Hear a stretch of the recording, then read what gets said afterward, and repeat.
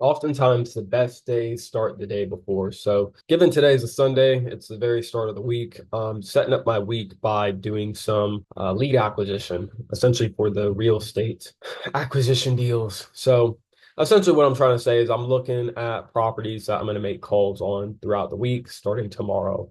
Just given I've noticed a lot of times if I start the week and then I'm already in the week, like let's say if it was already Monday during the time that I could be making calls, I'm looking for deals. But during Sunday, people aren't getting calls.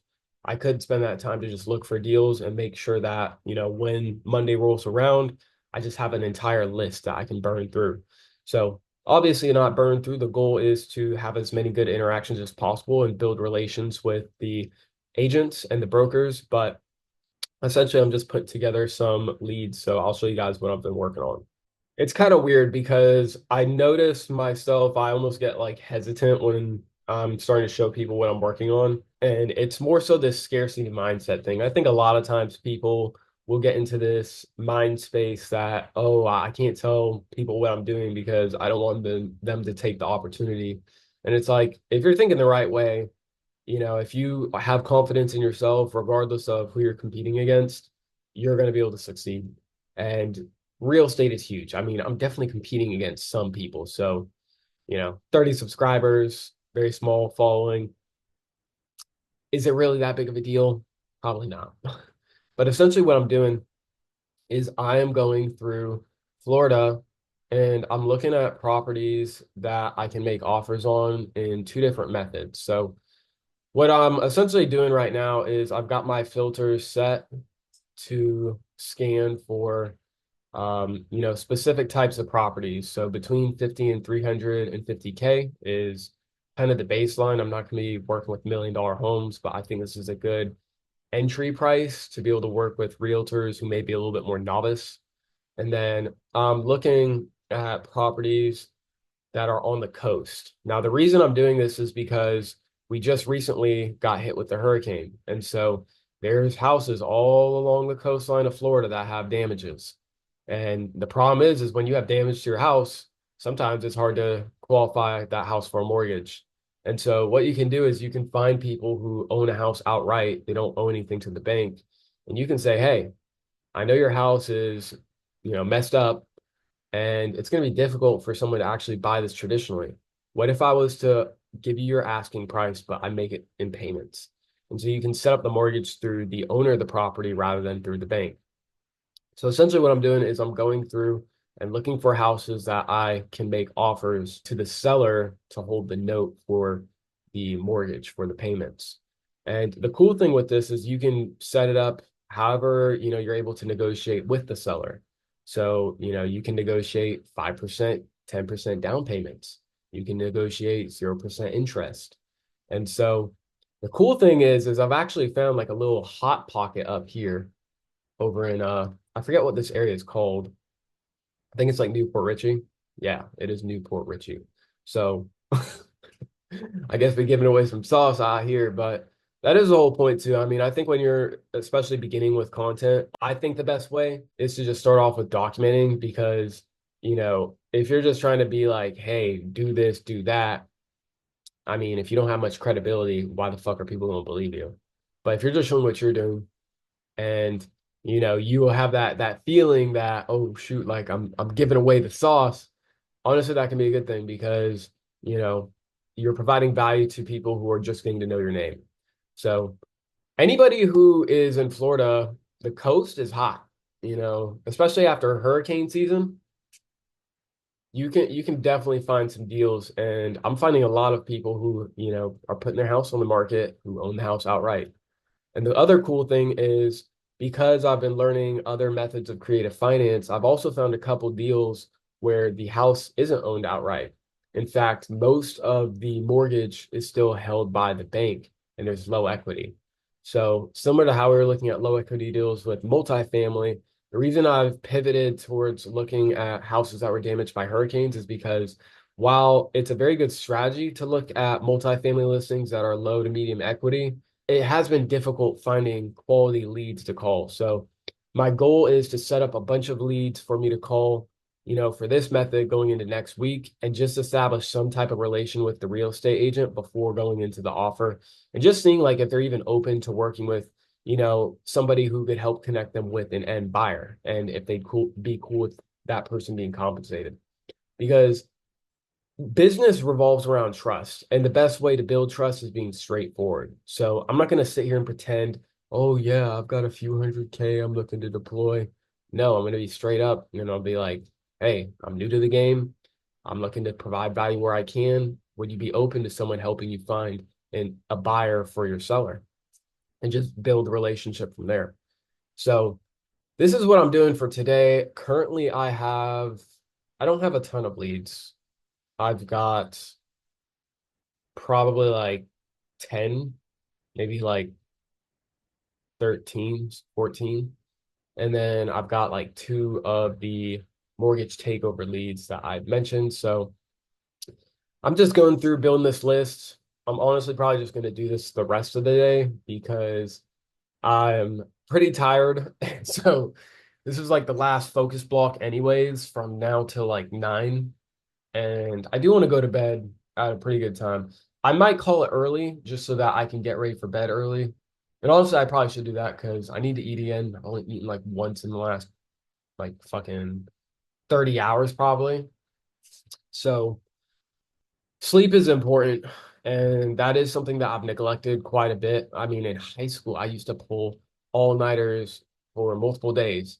And thank God I got good genetics because I don't know how the fuck I don't look like Darth Sidious right now. But I do need to take better care of maintaining my sleep and just having better habits. And speaking of habits, we can actually just go over our habits tracker for, today, given I don't think I slept last night. No, I didn't because I woke up like super late after going to bed at like 12 p.m. and like waking up at like 9 p.m. So my sleep schedule's been pretty off the last couple days. Celebrated a friend's birthday, which was fun, but worked for the rest of the night because I needed to record. And then I was like, oh shoot, like I wanted to compile some political stuff. So I put together all the political content and then it was, morning, daylight outside. So I was like, where'd the night go?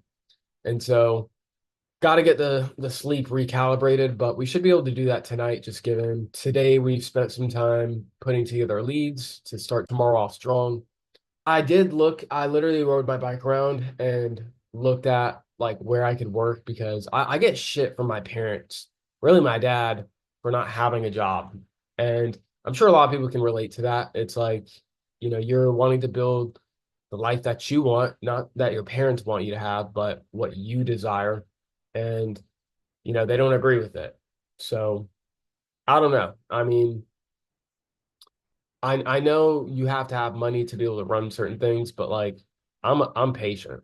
You know, I've I knew it wasn't going to be an overnight thing when I started the journey of entrepreneurship, but it is still kind of annoying, you know, obviously not having support from the parents, but it builds character and it's part of the story. I've, obviously it's not every entrepreneur, but I've seen quite a few high level entrepreneurs, 9, 10 figure entrepreneurs come from similar situations. So, you can't choose your situation, but you can choose how you adapt and react to it. And I'm just using it as fuel. At some point, it will be worth it. I just have to put in the work and I have to put in the effort consistently. Like if you're trying to do something, especially something that is, you know, against the grain towards what society prompts you, it's most likely going to be challenging and it's going to take time. You're going to have to be patient and there's going to be, a time period, whether it's short or a long time period that just go through getting shit from people, whether it's your parents, your friends, just the people around you. And you have to have the skin to be able to go through it, regardless of what other people think, knowing that not even if, when you succeed, it will be worth the trouble and it'll be worth, the criticism and the disagreements. So I don't even know where I was going with this, but I mean, hopefully some encouragement for people who may be in a similar situation. Oh, as far as looking at jobs, like I've had jobs in the past. I've had low paying jobs because I didn't graduate college. I dropped out. Technically, I graduated in high school because I got my AA, but I don't have a bachelor's. And so I've worked, low end, low paying jobs, $12 an hour doing landscaping, like $12 an hour working at a restaurant, working at Wawa. And you cannot sustainably live on your own without either getting a second job, doing something illegal, or relying on, you know, other sources of help outside of what you're doing. And my thing is like I'm paying attention to what's happening with AI. I've said it so many times. AI is going to replace people's jobs, and there will be universal basic income. I know this man Elon Musk wears, his little dark MAGA hat and talks, "Oh, I'm this conservative," but the dude is working actively towards replacing the human workforce. And once universal basic income is here, like you are either on the side of ownership or borrowing things. You will borrow a house or you will own the homes that people pay their universal basic income to have. But the class gap is going to separate.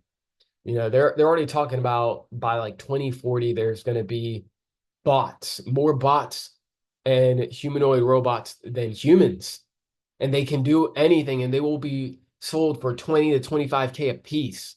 Like you realize if a humanoid robot that can do any sort of brainless work can be sold for 20K, why would they hire somebody at McDonald's? Why would they hire someone at Target? Why would they hire somebody anywhere where the quality of employee is already low? Like, have you ever gone to just like a restaurant or like a shop or anywhere really where you just run into someone and you can just tell they hate their job? I promise you those people will be replaced. And so you can't just look at the short-term solutions. You have to think long term. And if you're not building skills that are going to be valuable in the long term, you're going to struggle. I think, AI is remarkably creative. We've seen quite a bit of creativity in, the art space already. I know it's overhyped, but human creativity is still used to prompt and bring ideas to life using AI. So if you can understand how to use it properly, that's really the main edge humans, I think, are going to have, that human connection towards, just understanding what other people want. Obviously, AI is going to get better at that over time, but we're in that gray period where we're still transitioning from AI completely replacing all aspects of human labor and at some point creativity. And I think it's going to be important for people who want to get ahead and people who want to be on the right side of universal basic income when it hits to practice their creativity with AI to build things while they still have the opportunity. So that's why we're doing this. Like, the goal is to spend as much time as possible building skills that are high value, that are going to be able to yield high returns, regardless of if it's a longer payday than, every other 2 weeks at a job. With real estate, with these deals, you sell one deal, you can make 5, 10, 20, 30, 50K. Like there's been some crazy assignment fees in wholesale. So I don't mind being patient, but obviously I gotta eat. I gotta, take care of certain basics of survival.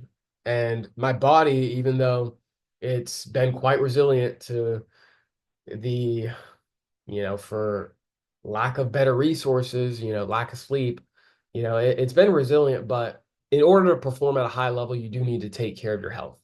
And so you got to eat right.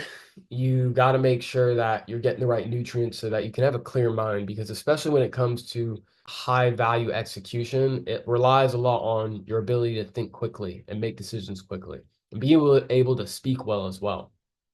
So, it comes down to the ability to, again, exercise your mind at a high level. And you do need to take care of the basic necessities to be able to do that. So I do need to figure out something that can cover things because consistency is key, especially with health. And I'm patient, but I don't want to be, eating right for a week and then not eating enough because there's not food here and I can't afford to go buy food.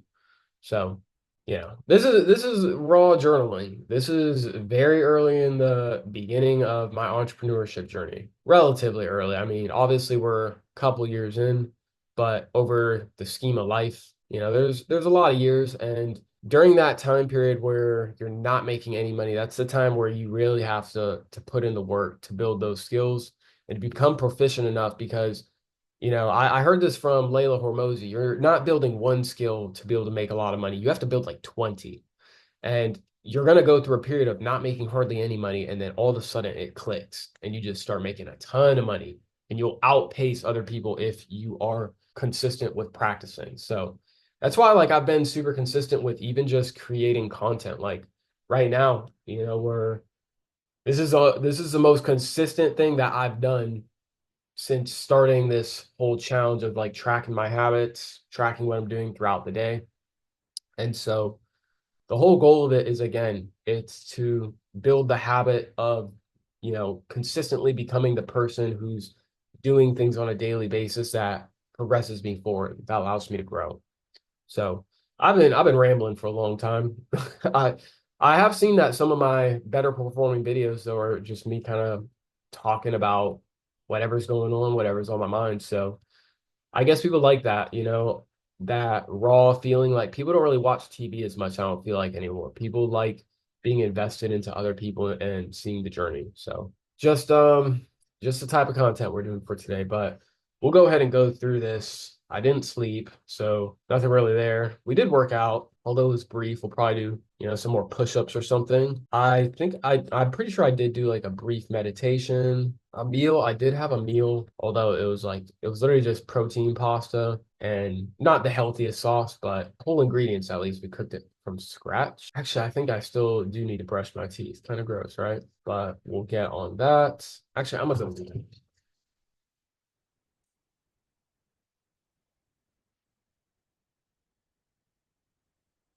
There we go. Definitely not the AM anymore, but we'll count it. Given like our sleep it's been pretty much just all over. Like even all of this stuff is wonky because last night, like I'd worked throughout the night, but like it's not part of first block or second block. So that's why I have the dash because like I worked, but it wasn't during the time period that we had set out to actually work. Like this is what I mean. And this is why I think it's important that I get my schedule and routine in order because again, if you're not able to measure and track what you're doing, it just becomes exceedingly difficult to actually control, the direction of your life. So again, we have to establish more, consistency, but it's a process. I'd say we dressed the part though today. And then as far as like first focus block, so like I said, I'd ended up riding around on my bike and I went to a country club to see if they had work.